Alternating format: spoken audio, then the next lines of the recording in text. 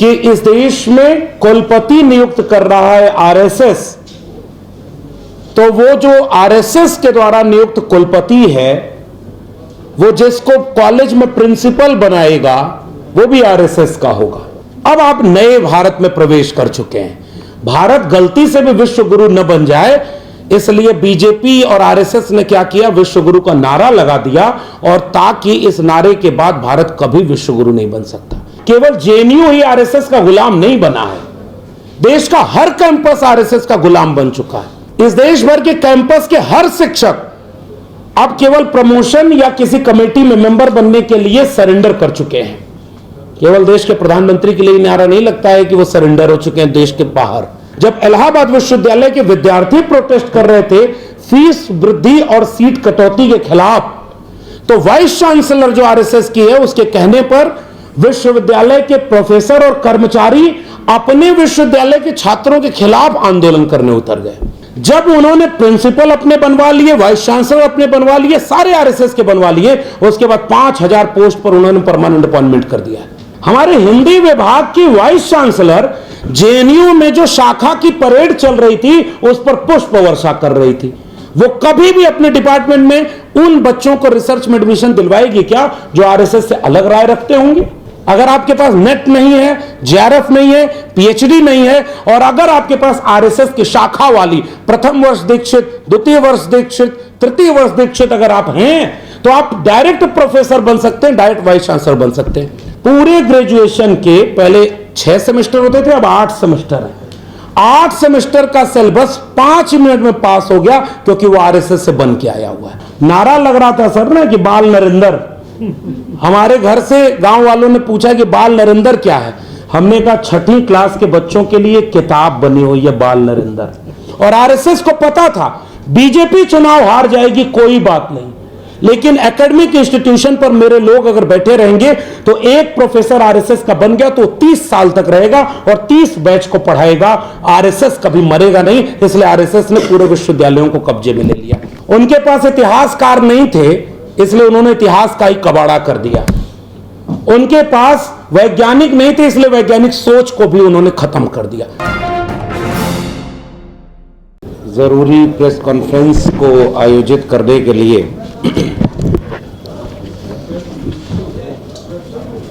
जब भी हमें ये एहसास होने लगता है कि देश भर के विश्वविद्यालय और उसमें पढ़ाने वाले शिक्षक, खासकर प्रोफेसर्स, या तो पूरी तरह सरकार के गुलाम हो चुके हैं या ऋण विहीन हो चुके हैं, अचानक कोई जेएनयू टीए खड़ा होकर कहता है कि नहीं, अभी भी लड़ने वाले कुछ लोग हैं। इस प्रेस कॉन्फ्रेंस के बहाने जो लड़ाई जेएनयू टीए और पूरा जेएनयू लड़ रहा है, मैं उसके साथ अपनी सहमति दर्ज कराने के लिए यहां मौजूद हूं।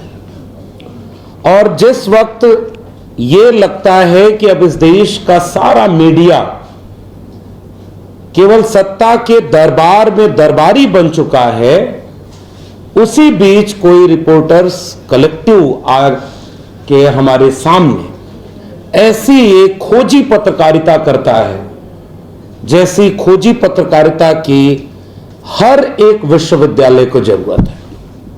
क्योंकि केवल जेएनयू में ही इस तरह की धांधली, भ्रष्टाचार नहीं हुआ है। और मैं यहां हूं तो मैं अपने भी उस किस्से और कहानी के साथ हूं कि इसी जगह पर हमने इस बात को आज से 10 साल पहले कहना शुरू किया था कि इस देश में कुलपति नियुक्त कर रहा है आरएसएस, तो वो जो आरएसएस के द्वारा नियुक्त कुलपति है, वो जिसको कॉलेज में प्रिंसिपल बनाएगा वो भी आरएसएस का होगा। और प्रो वाइस चांसलर, डीन, परीक्षा नियंत्रक, जितने भी बड़े पद होते हैं विश्वविद्यालय के, वो आरएसएस वाले को ही अपॉइंट करेगा। और जब ये सारे लोग विश्वविद्यालय में आरएसएस के हो जाएंगे तो परमानेंट अपॉइंटमेंट भी आरएसएस वाले का ही करेंगे। और इसीलिए शायद मैंने अपनी तो किताब लिख करके प्रोफेसर की डायरी ये बात कही कि देश भर के विश्वविद्यालय को आरएसएस ने अपने कब्जे में ले लिया है। मैं जब आज यहां बैठा हूं तो आज से चंद रोज पहले की बात होगी। दिल्ली विश्वविद्यालय के एक कॉलेज है, उसमें एक लेडी शेड्यूल कास्ट पोस्ट थी, वो असिस्टेंट प्रोफेसर की, उसका अपॉइंटमेंट हुआ। 11 महीने प्रोबेशन पीरियड होता है, उसके बाद उस नौकरी को पक्का कर दिया जाता है और उसके बाद प्रिंसिपल ने उन्हें टर्मिनेट कर दिया परमानेंट करने की बजाय, ये कह करके कि आपके कुछ आर्टिकल हमें संदिग्ध लगे। मुझे अपना कॉलेज याद आया। मेरे कॉलेज का जो सबसे कूड़ा प्रोफेसर था, उसने 1.5 पन्ने का आर्टिकल लिख करके अपना प्रोफेसरशिप का प्रमोशन का इंटरव्यू क्वालिफाई कर लिया। यानी जो उसके फेवर में है उसके आर्टिकल कॉपी पेस्ट है, तो भी 1.5 पन्ने का आर्टिकल, रिसर्च आर्टिकल कैसे हो सकता है? और 1.5 पन्ने के आर्टिकल पर लोग प्रोफेसर बन गए। मैं जब यहां आज इस प्रेस कॉन्फ्रेंस में आ रहा था तो मैं देख रहा था कि देश में क्या हो रहा है। इस देश के जेनजी को चिंता हुई कि अगर पैसे देकर के 30 लाख 40 लाख रुपए में नीट के पेपर लीक के जरिए रास्ते अगर कोई डॉक्टर बन जाएगा तो आने वाली पीढ़ियों को खराब डॉक्टर मिलेंगे। और वो जो जेनजीज थे, जो युवा थे, वो सड़क पर उतर गए और उन्होंने कहा कि हम पेपर लीक और 30-40 लाख रुपए के रास्ते जो डॉक्टर बन रहा है, हमें खराब डॉक्टर नहीं चाहिए। मैं कह रहा हूं कि रिपोर्टर्स कलेक्टिव एक और काम करे कि दिल्ली विश्वविद्यालय का ऐसे ही अपॉइंटमेंट जो पिछले 2-3 वर्षों में तकरीबन 5000 अपॉइंटमेंट हुआ है, उसकी जांच करे तो पता चलेगा कि 30 से 40-50 लाख रुपए में वे लोग प्रोफेसर और असिस्टेंट प्रोफेसर बन गए जो अगर दोबारा बीए में एडमिशन लेने जाएं तो शायद उनको एडमिशन न मिले, फिर भी वो आज वहां उसी जगह पे प्रोफेसर है। इस देश को इस बात की चिंता नहीं होनी चाहिए कि आपके प्रोफेसर गलत रास्ते से नौकरी परमानेंट पा रहे हैं, फिर वो क्या पढ़ाएंगे? हमने अपनी किताब में ऐसे जाने कितने किस्से लिखे कि जब एक वाइस चांसलर गुलाम होता है आरएसएस का, शांति श्री जी को तो पिछले दिनों जेएनयू में भी हम लोगों ने वहां एक प्रोटेस्ट किया था, जब उन्होंने अपने मुखार बिंदु से कितना अच्छा वाक्य बोला था कि इस देश के दलितों को तो आदत हो गई है रोने की, वो केवल रोते रहते हैं, अपनी पीड़ा ही दुख सुनाते रहते हैं। और उसके बाद भी हमने देखा कि कैसे उनके ऊपर कोई कार्रवाई नहीं हुई। अब तो यहां बैठ करके हम सुन रहे हैं कि उनके अपॉइंटमेंट के पहले ही उनके ऊपर कितने तरह के आरोप लग चुके थे। तो शायद हम उस देश में रह रहे हैं जहां अगर आप बीजेपी और आरएसएस के हैं तो आप कितने करप्ट हैं, इससे तय होगा कि आपको कितनी बड़ी कुर्सी मिलेगी। और इस देश में जो दिल्ली में सबसे बड़ी कुर्सियों पर बैठे हैं उससे भी पता चलता है वाइस चांसलर कैसे हैं। मैं उत्तर प्रदेश से आता हूं और मैंने प्रोफेसर की डायरी जो लिखी है उसमें बहुत सारे ऐसे किस्से लिखे। जेएनयू में हमारे एक सीनियर थे, वो आके किस्सा सुनाए कि उनके अपॉइंटमेंट के बाद विद्यार्थियों ने मना कर दिया कि हम इनकी क्लास नहीं लेंगे, इनको तो कुछ आता ही नहीं। मेरे अपने कॉलेज के, जब मैं वहां जाकिर हुसैन कॉलेज में पढ़ाया करता था, हमारे अपने डिपार्टमेंट के एक व्यक्ति के खिलाफ विद्यार्थी आकर के प्रोटेस्ट करने लगे स्टाफ रूम में कि इस टीचर से हम नहीं पढ़ेंगे, आप बदल दीजिए। और वो प्रिंसिपल का चहेता था। आज मैं देखता हूं तो वो डीयू का डीन बना हुआ है, जिसका क्लास विद्यार्थी लेना नहीं चाहते उसको और बड़ी बड़ी कुर्सी मिल रही है। अब आप नए भारत में प्रवेश कर चुके हैं। भारत गलती से भी विश्व गुरु न बन जाए, इसलिए बीजेपी और आरएसएस ने क्या किया, विश्व गुरु का नारा लगा दिया, और ताकि इस नारे के बाद भारत कभी विश्व गुरु नहीं बन सकता, क्योंकि आपने देश भर के विश्वविद्यालय बर्बाद कर दिए। अब मैं जिस जगह से आता हूं वहां की कहानी सुनिए। अभी जब हम यहां बैठे हैं, आप गूगल करिएगा, जितने मीडिया के लोग हैं इसके बहाने, आप गूगल करके देखिए ऑक्सफोर्ड ऑफ द ईस्ट, जिस विश्वविद्यालय को कहा जाता था इलाहाबाद विश्वविद्यालय, आज वहां क्या हो रहा है पता है? वहां के विद्यार्थी तकरीबन 2 हफ्ते से इस बात के लिए अनशन पर बैठे थे कि आपने 400 गुना फीस बढ़ा दी, 6000 पूरी टोटल सीट हर कोर्स के मिला करके आपने घटा दी, फीस बढ़ा दी, और आपने पूरे विश्वविद्यालय को आरएसएस का अड्डा बना दिया है। और आज जब वो प्रोटेस्ट कर रहे थे, उनके ऊपर पुलिस का लाठीचार्ज हुआ है, कई घायल हुए हैं, और कुलपति उनसे बात नहीं कर रही। ये देश के ऑक्सफोर्ड ऑफ द ईस्ट है। दूसरा विश्वविद्यालय है गोरखपुर विश्वविद्यालय, जहां से उत्तर प्रदेश के मुख्यमंत्री भी आते हैं। इसकी दो कहानी बता रहा हूं, तब आपको पता चलेगा केवल जेएनयू ही आरएसएस का गुलाम नहीं बना है, देश का हर कैंपस आरएसएस का गुलाम बन चुका है। खुद बीजेपी के द्वारा नियुक्त राज्यपाल गोरखपुर विश्वविद्यालय में एक कार्यक्रम में जाती हैं और वो क्या आरोप लगाती हैं कि विश्वविद्यालय में जो मेस चल नहीं रहा, हॉस्टल में कोई फंक्शन है नहीं उस तरह से, वो बाहर से टिफिन आती है और टिफिन में नशीली वनस्पति भी सप्लाई हो रही है। कहां? विश्वविद्यालय के भीतर। अपॉइंटमेंट गलत हो रहा है, सब कुछ गलत हो रहा है। उसके बाद वो वाइस चांसलर और तमाम लोगों के सामने कहती हैं आपका विश्वविद्यालय बर्बाद हो रहा है। और जब विश्वविद्यालय के विद्यार्थी अपने कुलपति से मिलने जाते हैं तो वो कुलपति उनके ऊपर लाठीचार्ज, फर्जी मुकदमे। इस समय देश का कोई विश्वविद्यालय ऐसा नहीं होगा जहां अगर कोई जेएनयू टीए तो सर बचा हुआ है, मैं आप लोग को बधाई देता हूं कि आप लोग लड़ रहे हैं ताकि शिक्षक बचे हुए हैं। इस देश भर के कैंपस के हर शिक्षक अब केवल प्रमोशन या किसी कमेटी में मेंबर बनने के लिए सरेंडर कर चुके हैं। केवल देश के प्रधानमंत्री के लिए नारा नहीं लगता है कि वो सरेंडर हो चुके हैं देश के बाहर। इस देश का हर विश्वविद्यालय ऐसे तमाम लोगों से भरा पड़ा है। और एक कहानी बता दूं, देश भर के विश्वविद्यालय से जुड़े लोग शर्मिंदा होंगे उस दृश्य को देखकर, जब इलाहाबाद विश्वविद्यालय के विद्यार्थी प्रोटेस्ट कर रहे थे फीस वृद्धि और सीट कटौती के खिलाफ, तो वाइस चांसलर जो आरएसएस की है उसके कहने पर विश्वविद्यालय के प्रोफेसर और कर्मचारी अपने विश्वविद्यालय के छात्रों के खिलाफ आंदोलन करने उतर गए। और यह दृश्य हमने अपनी किताब प्रोफेसर की डायरी में भी लिखा था कि जब हम एडहॉक हुआ करते थे और हम अपने वाइस चांसलर से कहते थे कि आप परमानेंट क्यों नहीं कर रहे, तो हमारे खिलाफ उन गार्ड और कर्मचारियों को खड़ा किया जाता था जो खुद एडहॉक पर होते थे। तो किसी भी राजा के लिए सबसे अच्छा दिन वही होता है जब प्रजा को प्रजा से लड़वा दिया जाए, और यह विश्वविद्यालय में हुआ। अभी हमारे पूर्व एक पत्रकार महोदय कह रहे थे उड़ीसा में 14 वाइस चांसलर नहीं थे, बीजेपी की सरकार बनी, सारे वाइस चांसलर आ गए। हम तो दिल्ली विश्वविद्यालय में हमने देखा लगभग 2010 के बाद से 2014 में सरकार बन गई, फिर भी वीसी अपना नहीं था। 2019 में सरकार बन गई, तब भी उनको हिम्मत नहीं हुई कि परमानेंट अपॉइंटमेंट कराएं।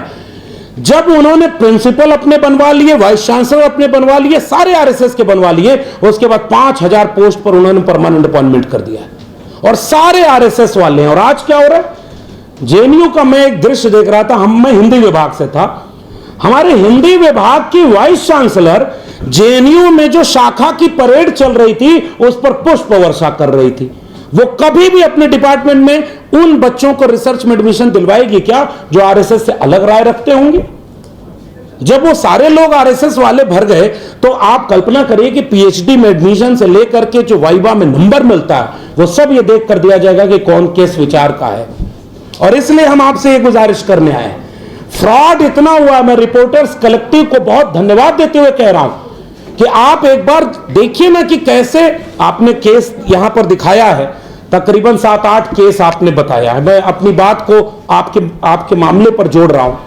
आपने कहा कि जो शॉर्ट लिस्टेड नहीं थे उनको भी बाद में जोड़ा गया और वही अपॉइंट हो गए। मैं इलाहाबाद विश्वविद्यालय में खुद अप्लाई करने वाला एप्लीकेंट था और वहां पर हमने देखा कि दोबारा एक लिस्ट निकली, 10 अपॉइंटमेंट अगर हुए हैं तो जो दोबारा लिस्ट निकली उसमें से 8 अपॉइंटमेंट हो गए। फिर ये लिस्ट कैसे निकली थी जो दोबारा आई थी? ये इसीलिए थी क्योंकि अपने लोग उस क्राइटेरिया में नहीं आ रहे थे। अब तो उन्होंने क्राइटेरिया बदल दिया, प्रोफेसर ऑफ प्रैक्टिस। ये क्या है? अगर आपके पास नेट नहीं है, जेआरएफ नहीं है, पीएचडी नहीं है और अगर आपके पास आरएसएस की शाखा वाली प्रथम वर्ष दीक्षित, द्वितीय वर्ष दीक्षित, तृतीय वर्ष दीक्षित अगर आप हैं तो आप डायरेक्ट प्रोफेसर बन सकते हैं, डायरेक्ट वाइस चांसलर बन सकते हैं। सब तो आरएसएस के कब्जे में चला गया। और आरएसएस ने क्या किया, इस देश में जितने लोग बोलने वाले थे उनकी सीटों पर एनएफएस करवाया। यही जवाहरलाल नेहरू विश्वविद्यालय है। आज से तकरीबन 10 साल पहले छात्र संगठनों ने एक ऐसे ही बुकलेट जारी करके यह बताया था कि इंटरव्यू वाइवा जो होता है पीएचडी के एडमिशन में, उसमें जाति देख करके नंबर काटा जाता है। हमारे एक मित्र थे, वो आदिवासी परिवार के आने वाले, उनकी बहन को 1 नंबर दिया था, अगर 3 नंबर देते तो उसका सिलेक्शन हो जाता, लेकिन जेएनयू में नहीं है। मैंने अपनी किताब में लिखा है सर कि जाने कितने बच्चे पीएचडी करके वापस अपने गांव लौट गए, लेकिन आरएसएस में नहीं गए, इसलिए आज वो बेरोजगार बैठे हैं, उनका दर्द पूछने वाला कोई नहीं है। आपने इस देश के विश्वविद्यालयों को यहां पहुंचा दिया, अवसाद में ग्रसित हैं। मेरे विश्वविद्यालय का एक नौजवान प्रोफेसर सुसाइड कर लेता है, तब हमने देखा कि वो सुसाइड किस बात के लिए किया, क्योंकि मेरिट के नाम पर कल तक जिन लोगों ने मंडल आंदोलन का विरोध किया था, मेरिट के नाम पर जिन लोगों ने आरक्षण का विरोध किया, वो 40 लाख रुपए देकर के अपॉइंटमेंट हो रहा है, इसका एक भी बार विरोध नहीं करते हैं। एनएफएस होता है, एससी एसटी ओबीसी पोस्ट पर, इसका विरोध नहीं करते हैं। मैं इसलिए बधाई देता हूं रिपोर्टर्स कलेक्टिव और जेएनयू टीए का, जेएनयू एसयू का, कि आप वो आखिरी लड़ाई लड़ रहे हैं। हमारे पूर्व के वक्ताओं ने कहा कि आपने शुरुआत कर दी, मैं कह रहा हूं नहीं साहब, आप आखिर में लड़ रहे हैं। अगर आप जीते तो विश्वविद्यालय बचेंगे, आप नहीं जीते तो इस देश में अब कोई विश्वविद्यालय पब्लिक फंडेड नहीं बचेगा। बचेगा तो केवल गलगोटिया यूनिवर्सिटी बचेगा, जो चीन का रोबोट अपने यहां का बना के बेचेगा, और अगली बार देखिएगा पद्मश्री उसके वाइस चांसलर को मिल जाएगा। जो जितना बड़ा इस देश में मेरिट की हत्या करेगा, वो उतना ही आगे जाएगा। इसीलिए कह रहा हूं प्रोफेसर ऑफ प्रैक्टिस क्या है, कोई जो प्रैक्टिस से प्रोफेसर हो, और प्रैक्टिस से तो बहुत लोग बहुत कुछ हो सकते हैं, लेकिन उनको नहीं बनाया सकता। एपीआई स्कोर की बात करते हैं, एपीआई अभी कलेक्टिव ने जो अपनी रिपोर्ट जारी की, उसमें भी उन्होंने बताया कि कई लोग ऐसे अपॉइंट हुए हैं जिनके नंबर नहीं, अब रिसर्च वाला नहीं है, फिर भी उसको 8 साल का टीचिंग एक्सपीरियंस दे दिया। दिल्ली विश्वविद्यालय में गेस्ट अपॉइंटमेंट हो रहा है, एडहॉक बंद, परमानेंट अपॉइंटमेंट बंद, क्योंकि अब आरएसएस भी नहीं चाहता कि परमानेंट अपॉइंटमेंट हो। अब उन गेस्ट को कोई भी टीचिंग एक्सपीरियंस नहीं मिलेगा, आप कभी जीवन में प्रोफेसर नहीं बन सकते। अगर आप आरएसएस में गए हैं तो आप तो कुछ भी बन सकते हैं। इसलिए हम कह रहे हैं कि विश्व, और हम तो सर किताब लिख के भुक्त भोगी हैं। 14 साल जिस विश्वविद्यालय में पढ़ाया, मेरा एपीआई स्कोर 100 आउट ऑफ 196 था। टॉपर ऑफ द बैच में अपने यूनिवर्सिटी का था, उसी यूनिवर्सिटी का जिसमें आज प्रोफेसरों को छात्रों के आंदोलन के खिलाफ नारे लगवाया जा रहा है। और आपने कोई मेरिट नहीं देखी, 52 नंबर वाले का परमानेंट किया है, आप मेरिट देख रहे हैं। अब दिल्ली विश्वविद्यालय में परमानेंट अपॉइंटमेंट कैसे हो रहा? 2 दिन का वो चल रहा है इंटरव्यू, एक दिन आपसे एस्से लिखवाया जाएगा, 45 मिनट में आप एस्से राइटिंग करिए, और उसके बाद अगले दिन प्रेजेंटेशन करिए, 15 से 20 मिनट आपको मिलेंगे प्रेजेंटेशन के।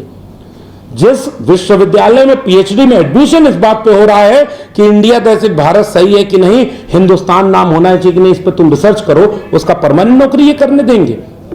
हमने कबीर और उस पर काम किया था, आपने कहा कि आप तो वैसे ही कॉमरेड लग रहे हैं, आपकी क्या नौकरी लगेगी? फिर आप किस बात के लिए एपीआई बनाते हैं? रिसर्च, ये रिपोर्टर्स कलेक्टिव ने तो कम काम किया है।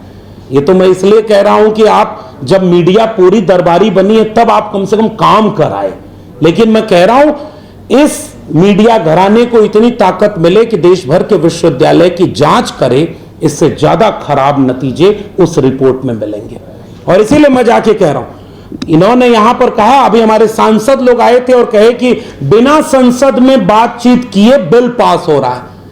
दिल्ली विश्वविद्यालय में बिना बातचीत किए सिलेबस पास हो रहा था, किसी ने नहीं देखा, हम लोग उसके खिलाफ भी बोल रहे थे, इसलिए नौकरी नहीं मिली। 5 मिनट में पूरे ग्रेजुएशन के पहले 6 सेमेस्टर होते थे, अब 8 सेमेस्टर है। 8 सेमेस्टर का सिलेबस 5 मिनट में पास हो गया, क्योंकि वो आरएसएस से बन के आया हुआ है। नारा लग रहा था सर ना कि बाल नरेंद्र, हमारे घर से गांव वालों ने पूछा कि बाल नरेंद्र क्या है, हमने कहा 6ठी क्लास के बच्चों के लिए किताब बनी हुई है बाल नरेंद्र। नई शिक्षा नीति जब आई थी तो कोविड की आड़ में, आपदा में अवसर में आई थी, पार्लियामेंट से पास नहीं हुई थी, और इसलिए मैं कह रहा हूं कि 5-5 मिनट में सिलेबस जो बदला गया उसको कम्युनल बना दिया गया। पूरे शिक्षा व्यवस्था कम्युनल बन गई, और आरएसएस को पता था बीजेपी चुनाव हार जाएगी, कोई बात नहीं, लेकिन एकेडमिक इंस्टीट्यूशन पर मेरे लोग अगर बैठे रहेंगे तो एक प्रोफेसर आरएसएस का बन गया तो 30 साल तक रहेगा और 30 बैच को पढ़ाएगा।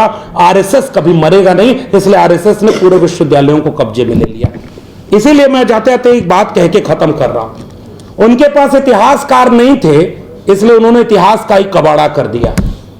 उनके पास वैज्ञानिक नहीं थे, इसलिए वैज्ञानिक सोच को भी उन्होंने खत्म कर दिया।